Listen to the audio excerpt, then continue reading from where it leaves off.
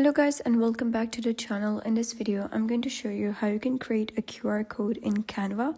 So let's get started.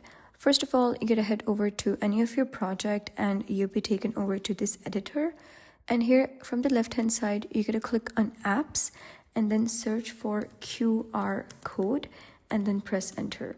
You'll be able to see various apps by which you can create a QR code. Simply select on one that you find convenient and then click on open. So here it says add a URL and we'll create a QR code for you to add to your design.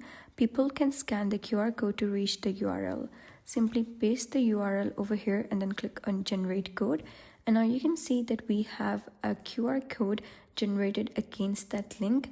You can paste it anywhere you want, and whenever someone scans it, will be taken over to the link that you just added. So that was basically how you can create a QR code in Canva. So if you found this guide helpful, please consider subscribing and leaving a like. It really helps me out, and I'll see you next time.